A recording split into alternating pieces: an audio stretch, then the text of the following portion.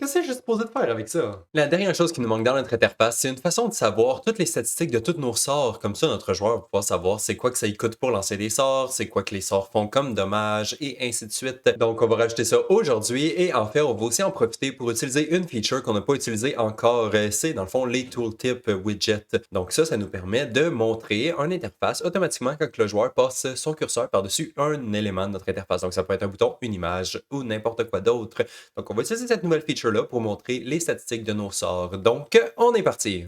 Donc, dans Unreal, la première chose que je vais commencer par faire, c'est m'importer des nouvelles icônes pour utiliser dans notre interface. Donc, ici, j'ai des nouveaux range patterns pour nos sorts parce qu'on va aussi montrer le range pattern de nos sorts dans notre interface. Donc, je vais juste les prendre, les importer dans mon dossier de Spell Icon, juste ici. Il va se retrouver avec les autres range patterns qui sont juste là. Et ensuite, j'ai toutes mes autres icônes ici que je vais rajouter aussi. Donc, je vais juste les mettre dans mon dossier de UI, juste ici. Donc voilà, là ici j'ai toutes mes nouvelles icônes et j'ai mes nouveaux range patterns qui devraient être juste ici. Donc toutes ces icônes-là vont se retrouver sur Patreon, mais si jamais vous voulez regarder un peu plus près à quoi qu'elles ressemblent, voilà, je vais juste zoomer. Donc ici on a des range patterns pour nos différents sorts et ensuite j'ai des icônes pour retirer et ajouter des action points, une icône pour le cooldown, une icône pour le dommage, une icône pour le soin, une icône pour les HP, une icône pour la ligne de vue, une icône pour dire combien de fois maximum qu'on peut lancer notre sort pendant notre tour, et ainsi que des icônes pour enlever ou ajouter des points de mouvement. Donc voilà, ça c'est nos icônes si jamais vous voulez les recréer de votre côté. Et maintenant que toutes nos icônes sont importées, on peut commencer à travailler pour vrai. La première chose que je vais faire, c'est aller me créer un nouveau widget helper. Donc ici, si je vais dans mon combat, dans mes widgets, j'ai mon widget unit info. Donc je vais juste l'ouvrir.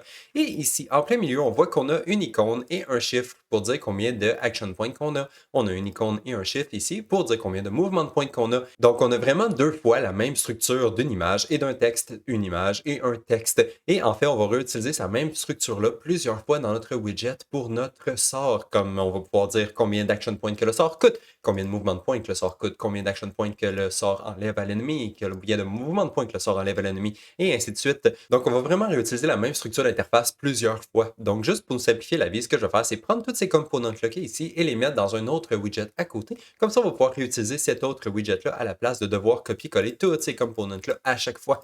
Donc, je vais retourner dans Entry ici et on va aller dans mes widgets. Juste ici à côté, je vais me créer un nouveau User Interface widget que je vais nommer image underscore with text comme ça. Maintenant, on va l'ouvrir pour ajouter nos components à l'intérieur. Et les voici, donc j'ai vraiment les mêmes components que j'avais dans mon autre widget. Donc ici, j'ai mon horizontal box, image, scale box et texte. Si je reviens dans mon nouveau widget que je viens de créer, j'ai mon horizontal box, image, scale box et texte. La seule différence, c'est que j'ai ajouté une size box par-dessus mon image. Comme ça nous permet de décider quelle grandeur qu'on veut avoir notre image. Donc par défaut, je l'ai mis à 35. Donc là, je vais juste passer au travers des components avec vous. Donc premièrement, mon horizontal box, rien de spécial avec celle-là. C'est juste une horizontal box. Ensuite, j'ai ma size box ici que j'ai nommée sbox underscore image et elle est une variable parce qu'on va vouloir changer la grosseur de notre size box dynamiquement dépendant de l'endroit où on utilise ce widget dans notre projet. Donc voilà, notre size est en auto centered et par défaut, j'ai mis mon width override et height override à 35 et 35. Ensuite, à l'intérieur de ça, j'ai une image, donc c'est simplement une image de poulet qui court. Ça n'a pas vraiment d'importance.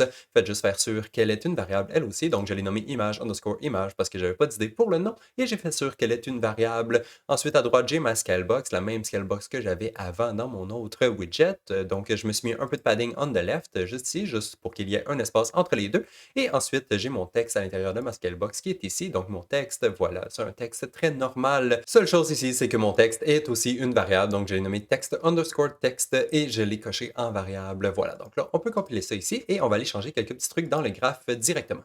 Et donc ici, la première chose que je vais faire, c'est me créer les variables que j'ai besoin pour modifier mon widget. Donc, nouvelle variable. La première variable va être de type texture 2D. Je l'ai nommée image et on va s'en servir pour setter l'image qui est affichée sur notre interface. Je l'ai mis instance éditable et expose on spawn pour que ce soit plus facile à appliquer. Ensuite, nouvelle variable. Celle-là, ça va être pour le texte. Donc, elle est de type string. Je l'ai nommée texte pour pouvoir changer le texte qui est écrit à côté de notre image. Et celle-là aussi est instance éditable et expose on spawn. Ensuite, ça serait bien de pouvoir changer la grosseur de notre image, donc une nouvelle variable. Celle-là va être de type vecteur 2D. Je l'ai nommée image 16 et elle est instance éditable et expose on spawn aussi. On va utiliser cette variable-là pour changer la grosseur de notre image. Et finalement, dernière chose qu'on pourrait changer, ça serait la grosseur de notre texte. Donc, je vais me créer une autre variable ici. Ça va être un integer. Je l'ai nommé text 16 et elle est instance éditable et expose on spawn aussi. Et aussi, en fait, en cas ici, je n'aurai pas besoin du construct et du eventic, donc je vais juste les supprimer. Et pour la logique, c'est relativement simple. Donc, premièrement, on va changer notre image. Donc, je vais simplement prendre mon component image underscore image et faire un set brush from texture. Là, on peut lui passer la texture qu'on veut. La texture, c'est la texture qui est contenue dans notre variable d'image. Donc, on peut juste la passer comme ça. Donc là, on a seté l'image de notre widget. Maintenant, la prochaine étape, c'est de setter notre texte. Donc, je vais prendre mon texte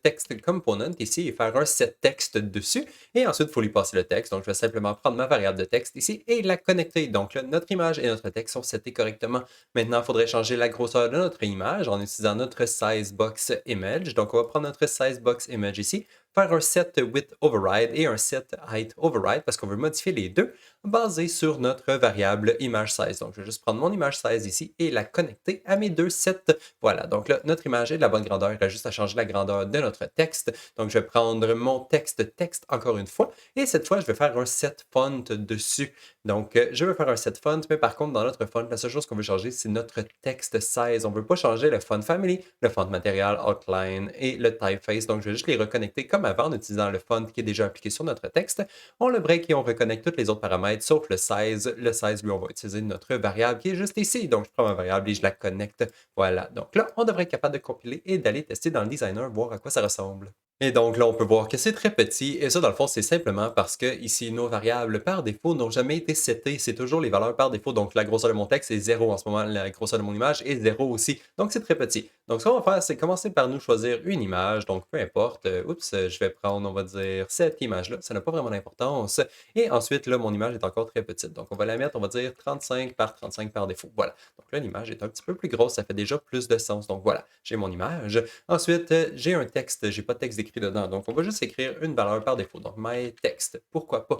Et ensuite, bon, mon texte est encore très petit parce que mon text size n'a pas été changé. Donc, on va mettre 20 comme text size. Voilà. Donc, on voit que là, ça fonctionne. Notre texte est de la bonne grandeur. Notre image est de la bonne grandeur. Et on peut les changer comme on veut. Donc, on peut changer d'image comme on veut. On peut changer la grosseur de notre image comme on veut. Et on peut changer la grosseur de notre texte comme on veut, évidemment. Donc, voilà. Maintenant, on va juste aller utiliser ce widget-là dans notre Combat Unit Info ici pour remplacer nos deux endroits ici où on a plein de widget components. Donc, on a notre image et notre texte, et on va les remplacer par notre nouveau widget. Donc, je vais juste chercher pour mon nouveau widget ici en haut à gauche et prendre mon image with text et je vais la mettre dans mon horizontal box juste ici. Donc, voilà, je l'ai une fois et je vais aussi le mettre une deuxième fois. Donc, ici, comme ça, je l'ai pour mon action point. Donc, je peux changer mon icône pour l'icône des action points et je l'ai pour les movement points. Donc, je vais changer mon icône pour l'icône des movement points ici. Je vais aussi changer le texte qui est écrit dessus et leur nom. Et voilà, donc à gauche, j'ai mon image with text underscore AP que j'ai renommé. J'ai changé mon icône pour l'icône AP. Le texte, j'ai mis un 3. L'image size, je l'ai mis à 60 par 60. Et le text size, je l'ai mis à 25. Et j'ai fait semblable pour l'image de droite. Donc l'icône MP, le texte, j'ai écrit 3 aussi. Ensuite, pour le image size, j'ai mis 60 par 60 et le texte, j'ai mis 25. Voilà, donc on voit que ça fonctionne. Ensuite, là, ici, les autres components sont squashés à droite parce qu'ils n'ont plus d'espace. Mais bon, je vais prendre mon spacer. Lui, je vais le garder. Je vais juste le remettre entre mes deux premiers widgets juste ici. Donc, j'ai widget, spacer, widget. Ça, c'est bon. Et ensuite, les components à droite ici, tous ces components-là, on peut les supprimer parce qu'on va les remplacer par les nouveaux components. Donc, je vais juste supprimer tout ça. Voilà. Maintenant, si je compile, Unreal devrait me faire des erreurs, évidemment. Et bon, ici, ça fait un petit peu étrange. Donc, je vais juste les mettre en fill. Voilà. Donc là, ça fait plus de sens. Et maintenant, si je vais dans mon graphe juste ici, je vais pouvoir reconnecter mes nouveaux widgets à la place de ces deux widgets-là, qui étaient les anciens widgets qu'on avait avant. Et en fait, c'est pas très compliqué à les remplacer. On a juste à prendre nos deux components ici à gauche, les Image with Text, Action Point et Movement Point, les mettre dans notre graphe et accéder au text component qui est à l'intérieur. Donc, le component qui est ici et qui est ici, et qu'on va simplement utiliser pour remplacer l'ancien component qu'on utilisait. Donc, je vais juste les remplacer de cette façon et déliter les anciens. Voilà. Donc là, si on compile, ça devrait fonctionner. Parfait. Donc là, on a terminé de modifier nos vieux widgets. On peut les fermer. Et maintenant, c'est temps d'aller créer notre nouveau widget. Et ce nouveau widget-là, ça va être le widget qu'on veut montrer quand le joueur il passe sa souris par-dessus les boutons de nos sorts. Comme ça, on va faire apparaître un tooltip qui va contenir toute l'information de nos sorts. Et c'est le widget du tooltip qu'il faut aller créer maintenant. Donc, je vais aller dans mes spells ici, vu que c'est relié à nos sorts. Je vais aller dans widget, juste ici, et me créer un nouveau widget blueprint que je vais nommer W underscore spell info. Et en fait, je vais l'ouvrir rapidement ici. Et en fait, on va directement spawner notre widget dans le jeu pour faire sûr que ça fonctionne bien. Donc, pour que je sois capable de voir quelque chose, je vais juste supprimer mon canvas panel ici et le remplacer par une size box qui contient une border. La border, c'est les mêmes borders qu'on utilise partout ailleurs dans notre interface, donc elle a une couleur un peu foncée. Comme ça, on va la voir bien dans le jeu. Ma size box ici, c'est une size box très normale qui a une width override de 500 et une height override de 300. Comme ça va être la grosseur de notre tooltip in-game. Comme ça, on peut tweaker ces valeurs-là si jamais on veut déterminer quelle grosseur qu'on veut que le tooltip ait in the game. Parfait. Donc là, on devrait voir quelque chose dans le jeu quand on fait apparaître ce widget-là. Donc c'est bon, je peux compiler, sauvegarder. Maintenant, on va le faire apparaître et on veut le faire apparaître quand le joueur il passe sa souris par-dessus les boutons de sort. Donc on va aller ouvrir notre bouton de sort qui est juste ici, button underscore spell, et on va aller directement dans le graphe. Et ici, ce qu'on veut faire, c'est créer notre tooltip au même moment qu'on crée notre bouton. Donc on crée le bouton, on va créer le tooltip qui est assigné avec lui et on va les assigner ensemble. Donc pour ça, je vais aller dans mon event de construct on a juste le pré-construct. Donc je vais juste me créer le construct ici juste en haut. Donc voilà, j'ai mon événement de construct et ici on veut créer notre tooltip. Donc je vais juste me faire un petit create widget juste ici en lui disant de créer un spell info qui est le widget qu'on vient juste de créer. Et maintenant qu'on a notre widget ici, on peut l'assigner à notre bouton. Donc on fait simplement prendre notre bouton de sort qu'on a juste ici, button spell, et on fait un set tooltip en lui passant le widget qu'on veut utiliser comme tooltip, évidemment. Donc voilà, maintenant on peut compiler, sauvegarder. Et si on va dans le jeu maintenant, quand on passe notre souris par-dessus des boutons de sort, on devrait afficher notre tooltip. Donc je vais aller directement dans mes spells ici. Dans Select and Cast Spell, si je passe ma souris par-dessus, voilà, ces boutons-là, on voit que le tooltip apparaît. Et bon, là, il n'y a rien d'écrit à l'intérieur, l'interface n'est pas faite, mais au moins, on voit que la fonctionnalité du tooltip, elle fonctionne très bien. Parfait. Donc là, on peut faire stop et on peut retourner dans le spell info pour focuser sur le design de notre tooltip. Et c'est à ça que mon interface ressemble. Donc, on va faire le tour des components rapidement ensemble parce que c'est quand même beaucoup chargé. Donc, j'ai encore ma size box et ma border. Je n'ai rien changé de ces components-là. Et ensuite, j'ai une horizontal box juste ici avec un peu de padding. À l'intérieur, j'ai une vertical box à gauche et une vertical box à droite. Et entre les deux, ici, je me suis mis une image comme ça fait juste un petit séparateur ici gris. Je ne sais pas si on voit mieux comme ça, voilà. On voit qu'il y a des petites lignes grises comme séparateur. Donc voilà, je vais juste remettre ça. Je ne sais pas si ça aide. Mais bon, j'ai mon horizontal box. À gauche, j'ai une vertical box ici. Vous pouvez voir le padding en haut à droite si vous voulez. Ensuite, j'ai mon image. Vous pouvez voir les settings à droite et mon autre vertical box ici. À l'intérieur de ma vertical box de gauche, on va voir ce qu'il y a à l'intérieur. Donc, j'ai une scale box pour mon image qui est le spell icon. Et à l'intérieur de ma scale box, j'ai mon image que je vais utiliser pour afficher l'icône de mon sort. Donc, j'ai mon image ici. Cette image-là est une variable parce qu'on veut la modifier dans le jeu dépendant du sort qu'on veut afficher. Voilà, donc ça, c'est la première scale box. En dessous de la première scale box, on a une deuxième scale box ici qui contient le nom de notre sort. Donc, on a un text component à l'intérieur qui contient le nom du sort. Ce texte-là aussi est une variable parce qu'on veut le modifier dans le jeu, évidemment. Ensuite, j'ai une barre horizontale qui contient mon coût en point de vie, mon coût en point d'action point et mon coût en point de mouvement. Donc, dans ma horizontal box ici, j'ai mes trois images with text ici, image with text HP, image with text AP et image with text MP. Voilà, donc pour les trois, j'ai utilisé des icônes différentes. Donc, mon icône de HP, mon icône de Action Point et mon icône de Movement Point. Voilà, donc ça, c'était pour la catégorie de gauche. Je vais juste la collapser comme ça on peut voir les autres. Donc, j'ai mon image entre les deux et ensuite, j'ai une autre vertical box à droite. La vertical box contient une première vertical box ici pour la catégorie d'en haut, qui est la catégorie du dommage qu'on va appliquer à notre ennemi. Donc, je vais juste expand ça ici. Premièrement, j'ai une première image with text ici qui nous dit combien de dommages que ça fait à notre ennemi. Donc, image with text underscore impact underscore HP, j'ai mis mon icône de dommage par défaut. En dessous de ça, j'ai une horizontal box ici qui contient mon impact d'action point, donc combien d'action points qu'on veut enlever ou ajouter à notre ennemi. Et ensuite, pour les mouvements de point, même chose, combien de mouvements de point qu'on va enlever ou ajouter à notre ennemi. Voilà, donc ça, c'est pour la première partie de notre vertical box. Ensuite, j'ai une image comme séparateur ici encore une fois. Et ensuite, j'ai une autre vertical box. Dans celle-là, on va afficher nos ranges. Donc, on a la range normale et la range AOE. Donc, ici, je vais juste expand la première. Voilà, on peut voir que notre image with text range ici à gauche.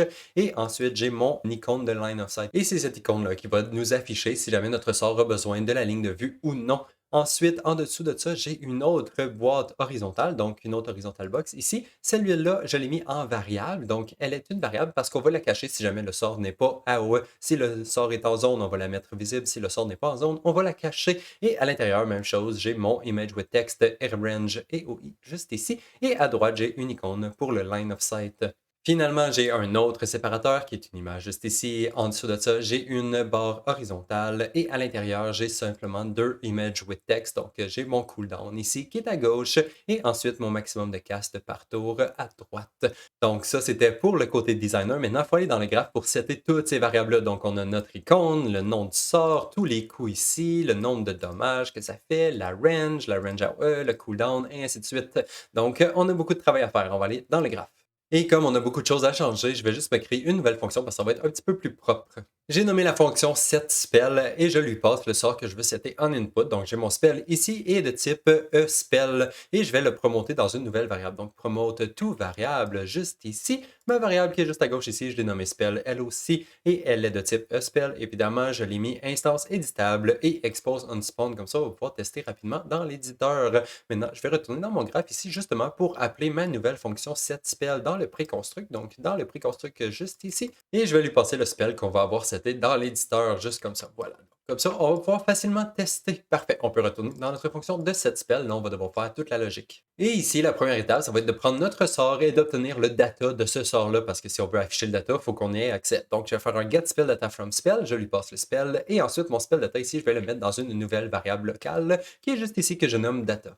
Et maintenant, on peut commencer à afficher les informations qu'on veut dans l'interface. On va commencer par le plus simple, donc l'icône de notre sort. Je vais prendre mon image spell icon, component ici, et on va faire un set brush from texture. Et la texture, on va prendre la texture qui est l'icône de notre sort dans notre spell data. Donc, on a notre spell data, on prend son icône et on l'affiche dans notre interface. Parfait, ça c'est simple. La deuxième chose qui est aussi simple à faire, c'est le nom de notre sort. Donc, on va prendre notre texte spell name, on va faire un set text et on va lui passer le nom de notre sort de cette façon en convertissant notre spell, notre enum ici, en string et ensuite en convertissant la string vers un texte. Vous devez faire ça, sinon ça ne fonctionnera pas, vous n'allez pas avoir le bon nom. Donc voilà, maintenant si on retourne tester, on va compiler rapidement, on devrait avoir le bon nom et la bonne image pour notre sort. Donc je retourne dans mon designer, ici on voit que bon, mon sort n'est pas sélectionné, donc on voit ce que ça donne, on dirait que ça fonctionne déjà. Je vais sélectionner mon WSpellInfo ici à gauche pour pouvoir changer la variable par défaut qui est mon spell ici et on peut tester un sort. Donc ici j'ai mon melee hit, on voit que ça fonctionne. Mon long range arrow, on dirait que ça fonctionne bien ici aussi. Ensuite Dark Wave, Slime Ball, Run Chicken Run.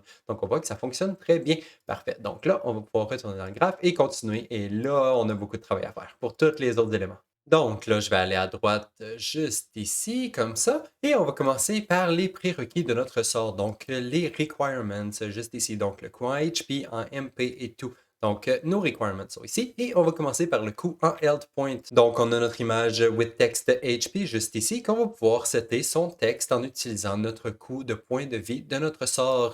Donc, pour setter son texte, on peut simplement prendre notre text component ici et on fait un set text et on lui passe notre string qui est dans le fond le coût en points de vie de notre sort. Et en fait, comme il faut faire la même chose pour tous nos autres components, donc le component pour les movement points, action point, le maximum de casse par tour et le cooldown. Ce que je vais faire, c'est collapser ça dans une fonction. Ça va être juste un peu plus propre. Donc, collapse to function ici, que je vais nommer set text. Donc, set text, voilà. Donc, ça, c'est un petit peu plus propre. Je vais aussi renommer les variables. Et voilà, donc la première variable, c'est image with text. Et la deuxième variable, ça va être le texte. Bon, OK, là, je vais juste me faire un petit peu d'espace pour que ça rentre dans un écran. Et ensuite, on va faire la même chose, mais tout pour tous les autres components. Donc, pour le cost en movement point, donc on va prendre notre image with text underscore text MP. Voilà. Ensuite, on a notre image with text pour les action points, qu'on fait un set text dessus. Ensuite, on a notre image with text pour le maximum cast per turn, juste comme ça. Et finalement, on a notre image with text underscore cooldown. Voilà. Donc là, si on compile et qu'on sauvegarde, on devrait pouvoir aller voir dans le designer que les chiffres devraient avoir changé. Donc voilà, ce spell-là, le Run Chicken Run ici, en ce moment, ne coûte aucun point de vie. Il coûte 1 point d'action, 0 point de mouvement. Il y a un cooldown et un maximum de cast de 999 9. Et ensuite, ça devrait changer aussi si j'affiche mes autres sorts. Donc, mon long range, on voit que les informations changent et ça change dépendant de tous mes sorts. Parfait. Donc, on dirait que ça fonctionne bien. Par contre, dans mon cas, j'aimerais que si jamais nos chiffres ils soient à 0, mettons que ça coûte aucun point de vie ici, je ne veux pas afficher mon icône. Ça sert à rien. Je ne veux pas afficher un 0 pour rien. Ça sert à rien. Ça va juste faire trop chargé à mon goût. Même chose pour le cooldown. Si le cooldown est 0 ou que le maximum est à 999, je ne veux pas afficher ces informations-là dans l'interface. Donc, on va juste aller les cacher dans le cas que nos valeurs soient soit 0 ou 999. Donc, je vais retourner dans mon graphe ici et on va aller à l'intérieur de notre fonction setText. On va se rajouter quelques petites conditions ici juste avant d'afficher notre texte à l'écran. Et la façon qu'on va faire ça, c'est simplement en changeant la visibilité de notre component, ici notre image with text, dépendant du texte qu'on vient de recevoir en input. Donc, si on vient de recevoir un texte vide, on va cacher le component parce qu'il n'y a rien à afficher. Même chose, si le texte est égal à 0 ou est égal à 999, on va le mettre en collapsed. Comme ça va le cacher. Donc, ici, je vais simplement le connecter avant de faire mon set texte et je vais prendre mon image with text et le connecter de cette façon. Voilà. Maintenant, si on compile, on devrait retourner dans le designer et ici, les components qu'on n'a pas besoin, on devrait voir qu'ils sont cachés. Donc ici, ça ne coûte pas de mouvement point, donc l'image est cachée et je n'ai pas de maximum de nombre de fois que je peux caster mon sort par mon tour, donc il est caché aussi. Même chose si je change de sort, on voit que lui ici, il coûte seulement des points d'action. Lui, il coûte aussi des points d'action seulement. Lui, le sword slash, même chose. Melee hit, même chose. Et on voit que la visibilité de chacun des components se fait changer dépendant si on en a besoin ou non. Parfait. Donc ça, c'est fait pour les prérequis de notre sort. Maintenant, il nous reste les impacts et la range. Donc on va retourner dans le graphe, dans notre set spell. Et je vais directement me déplacer juste ici à la fin. Et donc maintenant pour nos ranges de dommages, donc ici on a notre structure à l'intérieur de notre data, évidemment qui nous donne nos minimum et maximum de dommages qu'on peut faire. Et on va faire la même chose qu'on a fait avant, on va faire des set textes sur nos components. Jusque-là, c'est relativement simple, mais par contre, on ne peut pas simplement brancher notre structure de cette façon. Ça ne serait pas très beau. À la place, on va le formater nous-mêmes. Donc ici, je vais prendre mes deux integers, je vais les séparer ici dans une string, je vais faire un append, mon premier chiffre to mon deuxième chiffre. Comme ça nous donne une range, un intervalle de dommages qu'on peut afficher. Donc voilà, maintenant je vais juste collapser ça dans une fonction parce qu'il va falloir le réutiliser pour toutes nos autres ranges, donc movement point et action point. Donc ça va être un peu plus beau si on le collapse dans une fonction ici que je vais renommer getRangeText. Voilà, je vais la mettre pure et je vais aussi renommer mes deux variables. Et voilà, donc mes variables sont renommées range et text et on voit que c'est déjà beaucoup plus beau et plus propre. Parfait. Donc là, avant de passer aux autres components pour les movement point et action point, en fait, ce que je vais faire, c'est collapser ça dans une nouvelle fonction parce qu'il y a une autre chose que je veux changer. J'aimerais changer l'icône qui est sur mon component, dépendant si, par exemple, j'ai fait du dommage ou du soin, si j'enlève des action points ou j'ajoute des action points ou des choses comme ça. Donc, ce que je vais faire, c'est collapser ces deux nodes-là dans une fonction ici, collapse to function, que je vais nommer setImpactText, voilà. Et ensuite, je vais aller à l'intérieur de ma fonction pour aller modifier la logique un tout petit peu. Et pour changer mon icône, c'est simple, j'ai simplement à prendre mon image qui est à l'intérieur de mon widget et faire un set brush from texture comme on l'a fait avant. Et pour la texture ici, ce que je vais faire, c'est un select. Donc, si jamais ma range, le chiffre Y ou X, peu importe, est plus grand que 0, ça veut dire qu'on veut afficher l'image positive. Sinon, on veut afficher l'image qui est négative, donc le dommage. Donc, soit du soin, soit du dommage. Et pour pouvoir décider c'est quoi les icônes qu'on veut utiliser dans ces cas-là, parce que dans le fond, nos dommages de HP vont être différents de nos dommages de action point, par exemple, je vais simplement prendre mes deux pins ici et les connecter en input. Donc, j'ai mon true et mon false que, évidemment, je vais les renommer. Variable que j'ai renommée positive et négative. Parfait. Donc maintenant, on peut compiler et retourner dans notre fonction setSpell. Et ici, on va décider c'est quoi les images qu'on va utiliser pour nos HP. Donc, dans un cas de positif, je vais utiliser mon icône de heal que j'ai importé au début, donc TX icône heal. Et dans un cas de négatif, je vais utiliser mon icône de damage. Donc, TX icône damage. Parfait. Maintenant, on va faire la même chose pour les deux autres components, pour les movement point et action point. Donc, movement point et action point, just like that. Pour les icônes, j'ai mon icône positive qui est MP+, mon icône négative c'est MP-. Ensuite, mon icône positive pour les action points c'est AP+, et le négatif c'est AP-. Voilà. Donc là, on peut compiler et on devrait aller voir le résultat dans le designer. Voilà. Donc, on dirait que ça fonctionne bien. Si je fais de -1 à -2, dommage, ça c'est bon. Maintenant, si je change mes sorts, mon sword throw, même chose. Ensuite, Dark Wave. Ici, si je m'en vais dans mon heal, j'ai de 2 à 3. OK. L'affichage n'est pas très beau. On peut changer ça rapidement. Aussi, j'ai du 0 to 0 ici que je devrais vouloir cacher. C'est pas beau en ce moment, donc on va changer ça aussi. Et en fait, je crois que vu qu'on affiche déjà une icône différente, si c'est positif ou négatif, j'aime pas avoir le moins qui est ici. Je trouve que c'est pas très beau. Donc, je vais simplement mettre les chiffres sans le moins et me baser sur l'icône qui est à côté pour décider si y a un impact positif ou négatif. Donc, on va aller changer ces deux choses-là. La première chose va être dans notre set texte. Ici, on va se rajouter une autre condition pour cacher notre component, donc juste ici. Et la condition, c'est celle-là. Donc, si le texte qu'on reçoit en input est égal à 0 to 0, on va aussi mettre le texte collapsed parce qu'on ne veut pas l'afficher dans ce cas-là.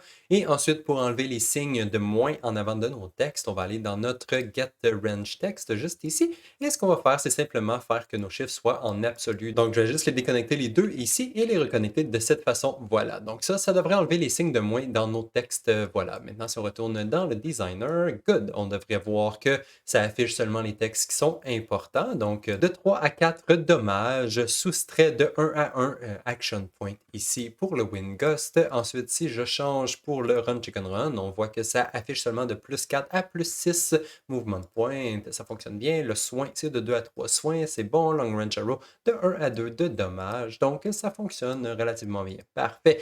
Donc, ça, c'est bon. Il reste simplement à faire nos ranges ici. Et ensuite, on va avoir terminé. Donc, on retourne dans notre interface, dans notre set spell. Et je vais aller me déplacer directement à la fin, juste ici. Et donc, pour la range, la première chose que j'aimerais faire, c'est changer l'image qui est écrite à côté du texte basé sur le pattern que notre sort utilise. Donc, si c'est un sort qui est casté en diagonale, on va montrer l'icône du pattern de diagonale. Donc, on va faire ça. Première étape, c'est de prendre notre image component qui est à l'intérieur de notre texte range, juste ici. On va faire cette brush from texture. La texture va être basée sur un select, qui le select est basé sur notre range pattern, évidemment. Pour les icônes, donc c'est les icônes que j'ai importées au début de la vidéo et aussi les icônes que j'avais déjà précédemment. Donc, j'ai mon icône pattern line pour la line, icône pattern diagonal pour la diagonale, icône pattern half diagonal, icône pattern star, icône pattern diamond et icône pattern square. Donc, ça, c'est pour mon image. Maintenant, pour le texte, on a déjà notre range min-max. On a déjà une fonction qui le convertit en texte pour nous. Donc, on peut simplement faire un set text juste ici sur notre text component dans notre image with text range et on peut lui passer notre min-max converti en texte de cette façon en utilisant notre get range text qu'on a déjà utilisé avant. Finalement, la dernière chose que j'aimerais faire, c'est notre petit œil ici, le petit icône d'œil. J'aimerais le cacher si jamais notre sort n'a pas besoin de line of sight et le mettre visible si jamais notre sort a besoin de ligne de vue. Donc, je vais prendre mon icône de petit œil ici et je vais setter sa visibilité basée sur le fait que mon sort a une line of sight ou non. Donc, dans mon line of sight, si je regarde si le sort a besoin de line of sight, si oui, je le mets en visible, sinon je le mets en collapsed. Voilà, donc ça, c'était pour notre range de cast.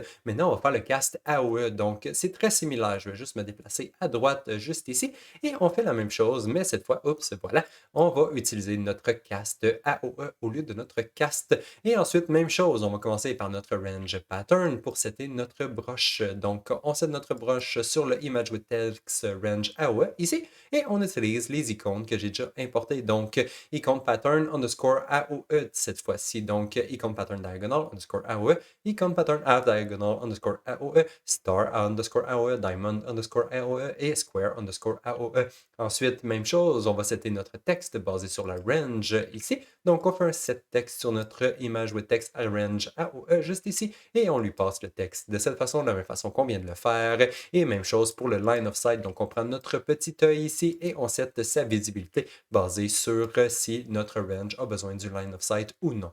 Donc, parfait, jusque-là, tout va bien. Je vais compiler et sauvegarder et aller dans le designer. Et en fait, c'est exactement ça que je voulais vous montrer, le bug qu'il y a ici. Si jamais notre sort n'a pas de AOE du tout, comme mon Sword Throw juste ici, on voit que mon icône est brisée et la range est brisée. Et en fait, je crois que dans ce cas-là, ça serait bien de simplement cacher notre horizontal box range AOE. C'est pour ça que je vous l'avais dit de la mettre en variable. Donc, on va aller faire ça. Si jamais notre sort n'est pas AOE du tout, à la fin, juste ici. Donc, je vais prendre mon horizontal box de range AOE et setter sa visibilité pour la cacher si jamais le sort n'est pas AOE, que je vais obtenir l'information de cette façon. Donc, dans mon data, je regarde le range pattern. Si le range pattern est égal à none pour le cast AOE, ça veut dire que le sort n'est pas AOE du tout. Voilà, maintenant, si on compile et qu'on retourne dans le designer, maintenant notre rangée devrait être cachée quand que le sort n'est pas AOE du tout. Et on voit que ça fonctionne bien. Je vais juste essayer de me trouver un sort qui a de l'AOE pour faire sûr que ça fonctionne toujours bien. Donc, en fait, je vais juste tout tester mes sorts parce que techniquement, on a terminé. Donc, on regarde si tout fonctionne bien. Ici, j'ai un AOE de 1 à 1, donc ça fonctionne bien. Celui-là a besoin de line of sight. Celui-là a beaucoup de choses. Il y a une range qui est quand même intéressante et un AOE comme ça. Donc, on voit que ça fonctionne quand même très bien. Parfait. Donc, hey, on a fini avec toute l'information qu'on a besoin d'afficher sur nos sorts. Donc, notre widget fonctionne très bien. Super. Il reste juste à aller assigner notre sort au moment où on crée notre widget. Comme ça, notre tooltip va savoir quoi afficher. Et ça va être dans notre bouton de spell juste ici. Dans le graph, si on retourne dans l'event construct, juste ici, on peut lui passer le sort qu'on veut construire. En ce moment, par défaut, c'est le run chicken run, mais on veut pas ça, on veut utiliser le spell qui est dans notre variable de bouton. Donc, je vais prendre mon spell ici qui est à gauche et le connecter de cette façon. Voilà. Maintenant, si je compile et que je retourne voir dans le jeu, je vais faire play, aller dans mes sorts ici, et si je passe ma souris, ça devrait écrire l'information de chacun de mes sorts quand je passe ma souris sur les boutons. Et ça devrait aussi fonctionner en combat. Donc, je vais juste me rajouter quelques unités. On va de celle-là, peu importe. Et on commence le combat, on a nos sorts ici en bas et on voit que ça fonctionne très bien pour ceux-là aussi. Je vais juste aller dans mes slimes, faire sûr que ça fonctionne encore. Et voilà, ça fonctionne très bien. Parfait. Maintenant, avant de terminer la vidéo d'aujourd'hui, il reste juste une dernière petite chose que j'aimerais faire. C'est que dans le fond, quand je passe ma souris sur les boutons des sorts, j'aimerais pas que le tooltip apparaisse immédiatement. C'est un peu agressif, je trouve. J'aimerais mieux comme me laisser une petite chance, mettons 2-3 secondes, pour juste cliquer sur mon sort et le lancer, retourner ici et cliquer sur un prochain sort, le lancer, sans afficher le tooltip à chaque fois. Donc, on va juste se rajouter un petit délai avant de faire afficher le tooltip. Et ça va être dans notre widget de spell info, dans le graphe. Et en fait, ça va être dans l'event graph juste ici. Donc, je vais juste aller dans mon event graph. En fait, je crois que ce serait un peu plus beau si jamais on faisait fade in, fade out notre widget au lieu de juste le faire apparaître directement. Donc, je vais aller dans mon designer ici, me créer une nouvelle animation pour le faire fader. Donc, une nouvelle animation que je vais nommer anim underscore opacity. Ensuite, je vais l'ouvrir et le component qu'on anime n'a pas vraiment d'importance. Donc, je vais juste prendre le root ici, comme ça va tout faire fader en même temps. Donc, je vais prendre ma size box ici, je vais rajouter une nouvelle track pour ma size box. Et ici, on va modifier son render opacité. Donc, je vais juste me rajouter des clés pour mon render opacité juste ici. Et donc, voilà, donc j'ai 3 clés. J'ai une clé au tout début qui est à 0, donc on le met caché au tout début. Ensuite, il reste caché à 0 jusqu'à 0.5 secondes, donc on attend un petit délai avant de le faire apparaître. Et ensuite, jusqu'à la fin, c'est jusqu'à 1 seconde, on le voit fader in. Donc on fait... Et voilà, donc c'est beaucoup plus beau que juste le faire popper. Maintenant, juste avant d'aller dans le graphe, je vais faire ça de renommer ma sizebox ici pour sizebox underscore opacité et la mettre en variable, comme ça on va y avoir accès plus facilement dans le graphe. Là, on peut aller dans le graphe pour vrai pour continuer le reste. Et ici, la première chose que je vais faire, c'est faire sûr que ma sizebox, son opacité par défaut est égale à 0. Comme ça, c'est sûr que le widget va toujours être caché par défaut et on ne le verra pas popper. Ensuite, il reste simplement à faire en sorte que notre animation commence à jouer lorsque notre widget, notre tooltip commence à être visible dans le jeu pour le faire fader in.